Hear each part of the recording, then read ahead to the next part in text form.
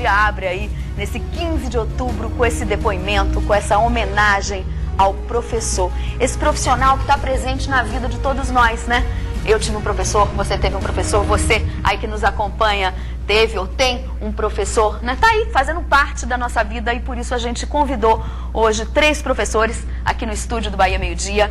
A Thaís é professora do município aqui de Salvador, né? Já deu aula para o ensino fundamental, para o ensino médio, agora dá aula para adultos, não é isso? Temos aqui o Iomar, professor de Geografia, né, está dando aula em vários cursinhos e várias escolas de Salvador. E temos ali a Bruna, ela que já foi professora de matemática, agora leciona Direito. Ela vai explicar pra gente como é que é essa modificação aí. Não é de matemática para Direito. Para Direito, como é que fica isso. Parabéns a vocês.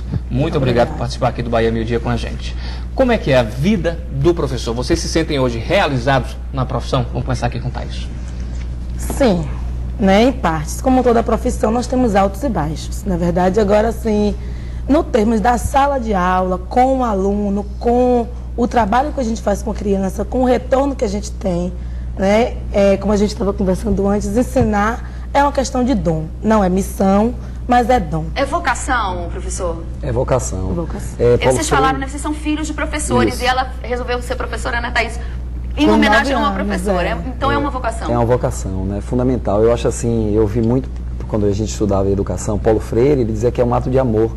E é verdade, você tem que amar o que faz, né? Eu tive uma professora, Vera Regina Coutinho, ela dizia que o segredo do sucesso é amar o que faz e se dedicar para ter competência técnica.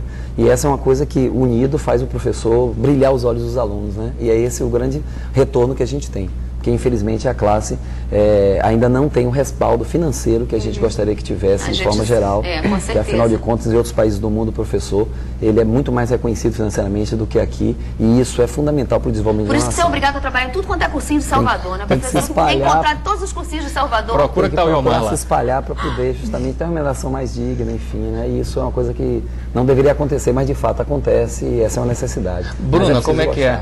Como é que é largar a matemática, ir para a aula de Direito, mas não largar o fato de estar ali ensinando? Bem, a matemática para mim começou como uma brincadeira. Desde que eu era criança, eu ganhava Olimpíadas de Matemática e isso me incentivou enquanto pessoa. E eu acredito muito que o amor alimenta, e a matemática me alimentou com esse amor para eu começar em sala de aula. E aí, primeira turma que eu ensinei à noite, eu era a pessoa mais nova de todos os alunos que estavam presentes.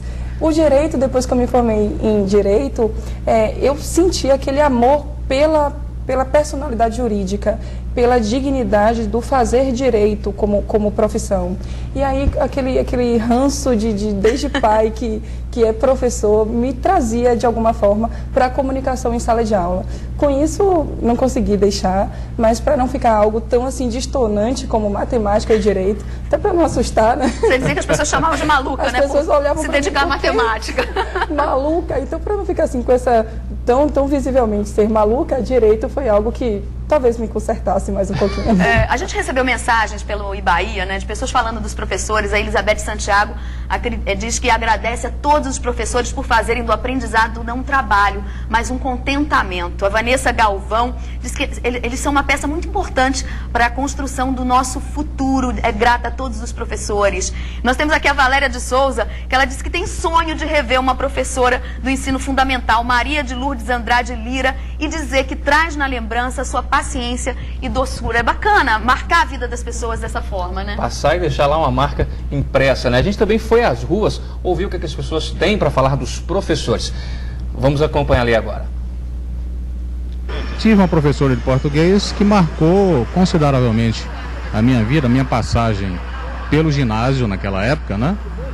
E que me deixou com essa impressão até hoje. Ela era uma pessoa que se preocupava até com o comportamento fora escola, fora colégio. E se um aluno não comparecia à aula naquele dia, ela se preocupava em saber o porquê que ele esteve ausente àquela aula sua, ou ausente ao colégio. Então são pessoas que você vê que é um completo amor à profissão, né? Pois essa relação ainda existe. Antigamente a gente ouvia muito falar nisso. Não foi pro colégio, o professor já ligava, né, pra mãe. A gente não podia faltar aula de jeito nenhum. Ainda existe ou mudou? Muito. A gente se preocupa porque a educação realmente é um ato de amor. Então, a gente se vê responsável pelaquela criança. No meu caso, que trabalho com crianças também, então a gente se sente muito responsável. O que ela está fazendo quando ela não está na escola? Então, ela tem que estar na escola, porque a escola é fundamental para o desenvolvimento do indivíduo.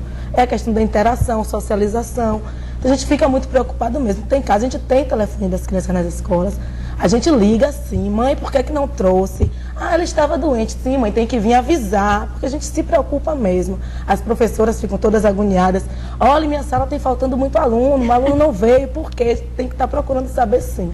E a relação, Ilmar, quando você dá aula em cursinho, você pega mais uma fase os adolescentes, hoje né? altamente tecnológicos, né? Isso. O que mudou desde quando você começou lá atrás, agora com a forma de ensinar? Eu ensino com geografia, né? Isso é mais complicado ainda, porque o dia a dia as coisas estão mudando. Vamos ver se a Bruna também, né? E a Thaís. Ao mesmo tempo, a gente usa os recursos tecnológicos que nós dispomos. Eu, por exemplo, aprendi a editar, a gravar jornais, telejornais, e uso isso como uma forma de interação.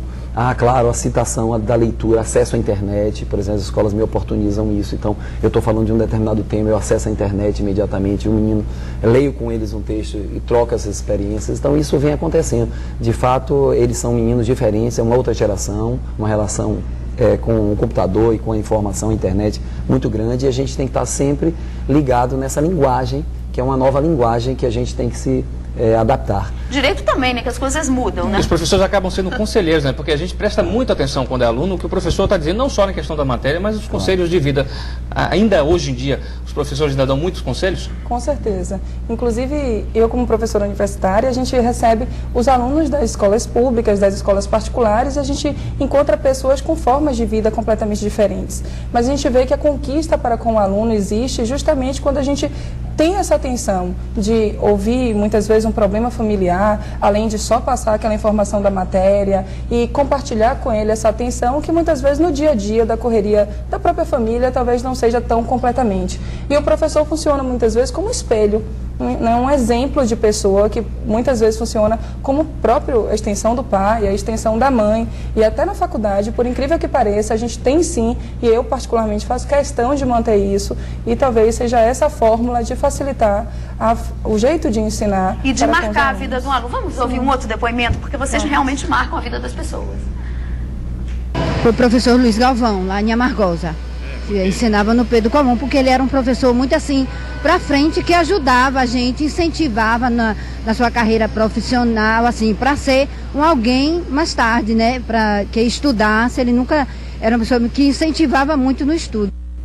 É incrível, né? Como a gente sempre pergunta, as pessoas sempre se lembram de um professor que marcou. Um professor, né? Muito bacana. Positivamente. Isso é interessante. Revolucionou a cabeça. Não, mas a gente tem uns que eram os bravos que a gente também se lembra com carinho. Ensinaram disciplina, né? Ensinaram verdade. Pelo menos a Na disciplina. época a gente fica chateado, mas quando passa, a gente reconhece. A gente vê o valor deles na vida da Se gente. perguntar aos meus alunos, certamente dirão que eu sou bem brava. Professora de matemática, geralmente, agora ela é de direito, mas Criada matemática geralmente é brava beça, né, não, professor? Gente, muito obrigada por esse bate-papo aqui no Bahia Meio Dia. Feliz dia dos professores para vocês e para todos aqueles professores que nos assistem. Obrigado, boa tarde a vocês. A gente que agradece a lembrança. Opa! Com certeza. Olha, justiça.